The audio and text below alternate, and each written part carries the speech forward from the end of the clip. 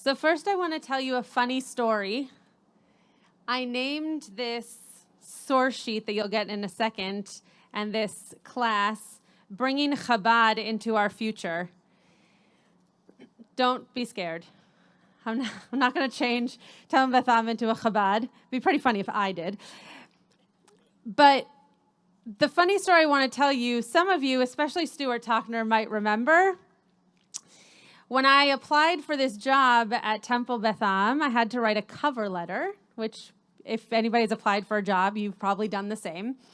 And one of the things that I wanted to express in the cover letter was the creativity and the type of teaching and learning that I wanted to bring to Beth.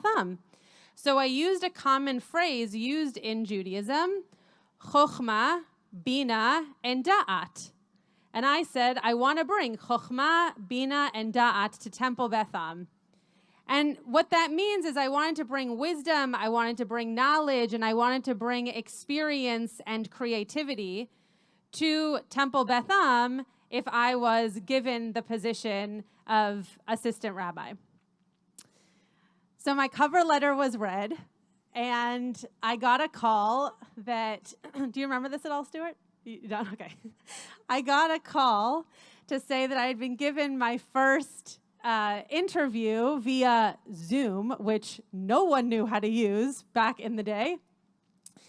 And it actually might have been Skype, whatever. It was on video. And Rabbi Klickfeld called to tell me that I had been given this first interview. And he said, we're very excited, but I have one question. And I said, sure, yeah, what's the question? And he said, I'm kind of confused that in your cover letter, you're trying to make Beth into ChaBaD. And I said, I don't know what that means. I didn't write that in my cover letter. Like, whose cover letter did you read? That wasn't my cover letter. And he said, well, you said you wanted to bring Chokhmah, Bina, and Da'at, and that's the acronym that makes ChaBaD. And I said, I had no idea that that's what ChaBaD stood for. So this is not me trying to bring ChaBaD to Temple Beth in Rabbi Klickfeld's absence, but I do want to talk about Chokhmah, Bina, and Da'at. In this week's Parsha, wow, that was big, whatever that was. In this week's Parsha, we hear this phrase again. We hear the phrase when God is telling Moshe to find leaders. So I'm going to pass out these sheets. Kendratarn and Yaakov, maybe? I'm going to pass out these sheets. This is a part of the Torah we didn't actually read today. This is in the first chapter of Deuteronomy. So really way at the beginning of the 5th book of our Torah. No, you don't have to share. There's enough. And it says here, I'm just going to read it in the English until I get to the phrase that I'm interested in you hearing in the Hebrew. See, I place the land at your disposal. Go take possession of the land that Adonai swore to your fathers, Abraham, Isaac, and Jacob, to assign to them and to their heirs after them. Thereupon I said to you, I cannot bear the burden of you by myself. God is saying, I can't do this alone. I recognize in the past 4 books of Torah that I can't do this alone. Moshe already knows he's not going to go into the land. So what does it mean for Moshe to not be going into the land and to God to be leading these people into the land? So he says, I can't do it alone. The next phrase, Havu lachem anashim, chachamim unevonim veyeduim, leshivtechem ve'asimem beroshechem. What that means in English is, bring for you people. And interestingly, our commentators are going to translate this as men, but anashim really just means people. Chachamim, those who are wise. Nevonim, those who have wisdom, those who have knowledge. It says here discerning. Veyeduim, and those who are experienced. Or as we might talk about a person today, those who have been around, who have seen that which we do. They've lived by example and they've lived lives of experience. Those are the people that you're going to put as your heads of this community. They're going to be the ones that are going to lead you. So Chokhmah, Bina, and Da'at comes up here. So when I saw that in this week's Parsha, I thought to myself, it's fascinating that this is brought up in terms of the leaders of our community, because there are two other places where this is brought up in our Torah, and it doesn't necessarily have to do with people. It might have to do with a person, but it also has to do with a type of experience. So before you read on, which some of you already have, because I can see you all, when it says chokhmah, bina, and da'at, what do you think that means? In your own words, what is chokhmah, what is knowledge, what is bina, what is wisdom, and what is da'at, some kind of understanding or experience? What does that mean?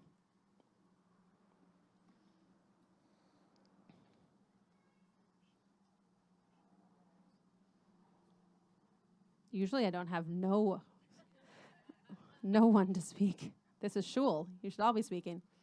Yeah, Alan.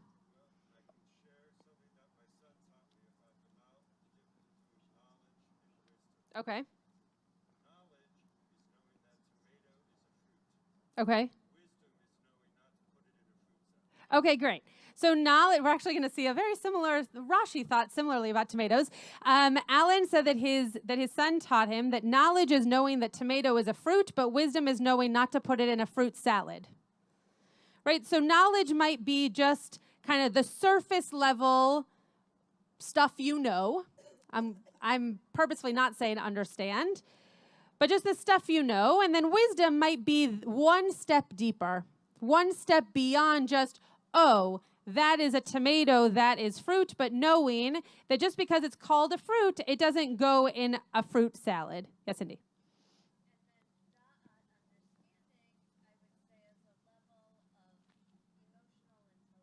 Great. Great. So da'at is an emotional intelligence about all of it, right? So I don't know what the example would be with a tomato, but being able to take something that you know something about and then have an emotional awareness about what that might mean for that item or for what you are going to do with that knowledge that you have. Any other thoughts? Chokhmah, bina, and da'at. Okay. So, oh, yeah.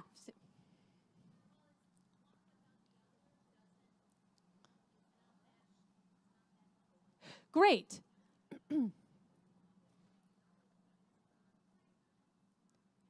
Great. So one without the other is not necessarily the whole package, is not necessarily helpful. If you just have academic knowledge, you're not going to do potentially as well in social situations. If you only have what we might call street smarts, you might not have the ability to do as well if you did not go to school and have the same kind of academic understanding and knowledge, right? Obviously, I'm generalizing. That's not always the case, but it is interesting to think that these three things need to go together to have something wholesome, whether that's a person, whether that's a creation, whether that's an experience. Anything else? Yeah, Austin. Great. Wisdom often comes with experience. So maybe not just that you need all three, but maybe one actually comes from the other, right? You might not be able to even experience one without having the other. Yeah.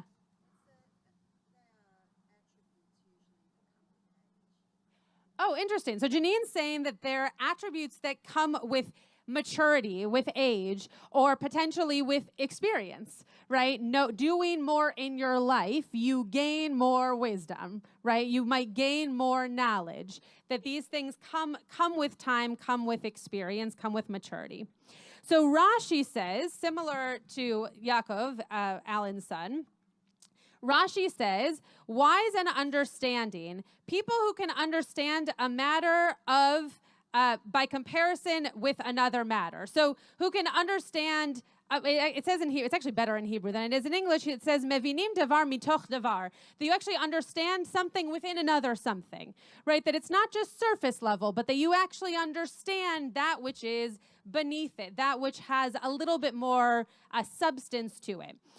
So this is what a guy named Arios said to Rabbi Yossi. What is the difference between wise people and understanding people?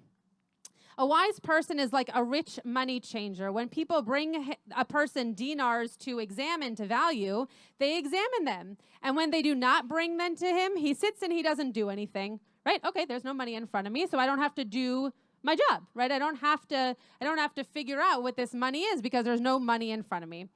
A person who is understanding, however, is like a merchant money changer. When they bring coins to examine, the person examines them.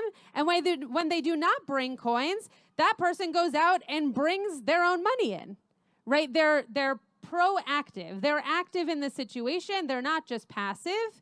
There might be a lot of knowledge in that person who was passive and had the money come into them, and then they figured out what that money was for and how to understand it and change it. But the person who has understanding, who has that deeper level, now sees, oh, there's no longer anything in front of me. I should go out and get some more of whatever it is, in this case, money, so that I can do that which my job, that which my knowledge is telling me I can do. And then Ibn Ezra, another commentator, says that full of knowledge means a person who was actually known. I disagree with this a little bit, though according to the grammar of this text in Devarim, it would be that someone who is known as opposed to someone who has had experience. But I don't understand how those three things actually go together. Wise, understanding, and known to people. I mean, maybe, but I think what is nicer to imagine is that it's not just someone who is known to others, but is knowing of that which is going on. Like what Janine said in terms of having had experiences, being able to experience that which is around them. So this is our parsha. This is our parsha where Chokhmah, Bina, and Da'at come in. And then I want us to look at the place where it comes in, I would say most prominently, maybe most famously, and I imagine this is where ChaBaD took it from, though, again, I didn't even know until recently that that's where the ChaBaD acronym came from. This is Exodus 35:30. This is when God is asking Bezalel to create the mikdash, to create the temple. Bezalel was this artist who did beautiful work and created the temple. And he was asked because he had chokhmah, bina, and da'at. Because he had skill, ability, and knowledge is how it's translated in Exodus. So this is what it says here. And Moses said to the Israelites, "See, God has singled out by name Bezalel, endowing him with a divine spirit of chokhmah, of skill, of bina, of ability, and da'at, knowledge, uvecho melacha, in everything that he will do." So now we're taking it, though it's back in our Torah, we're taking it one step forward in terms of what is chokhmah, bina, and da'at. It's quite literally the skill to be able to do something, in Bezalel's case, architecture. The ability to understand how things go together, not just, oh, I have an art, I have a skill, but actually the ability to do it. And then the knowledge of why it should be done. Maybe the intentionality, maybe that's a better word, for how it was going to help the temple be something that was of importance and something that would gather people together. So Rashi, I gave you Exodus 31:3 because if you turn the page over, because that's what Rashi comments on. It's an earlier verse that says the same thing. So Rashi says, Chokhmah, wisdom, is what a person hears from others and learns and then makes their own.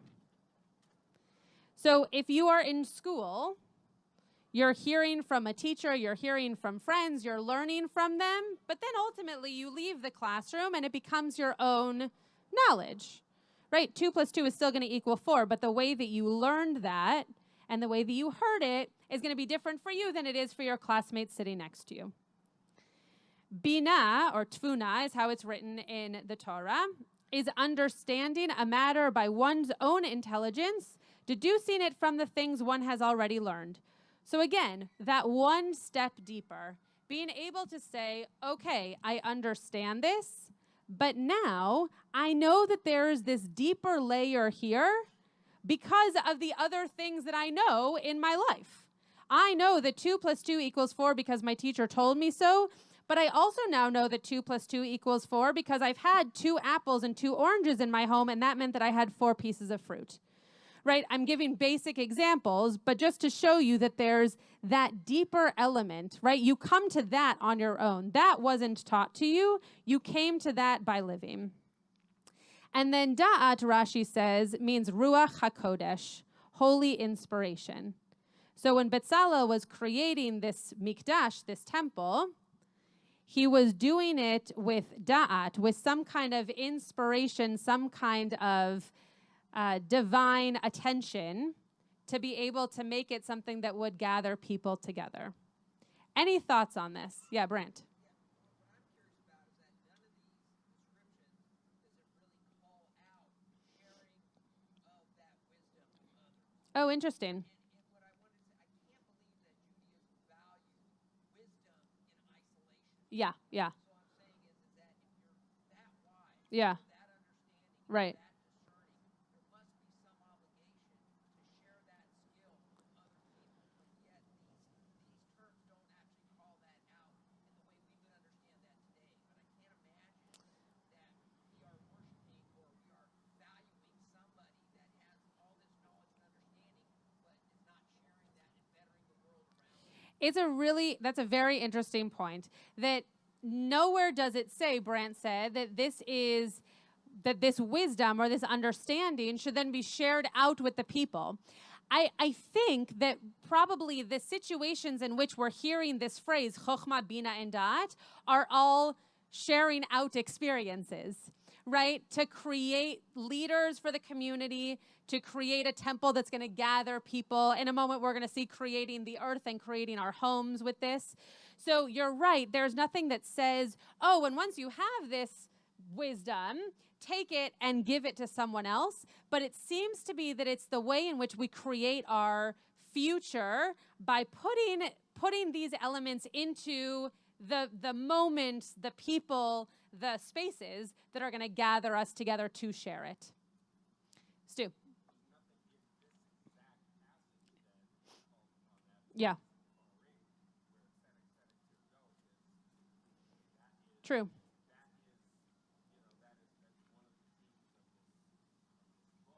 True.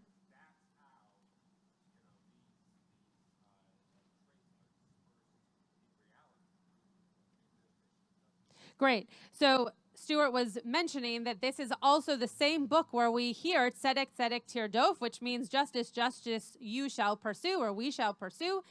And that this is the way in which we give this wisdom or show this experience or share this da'at, this knowledge with others, is by putting justice into the world, being able to share that as a way of making the world a better place.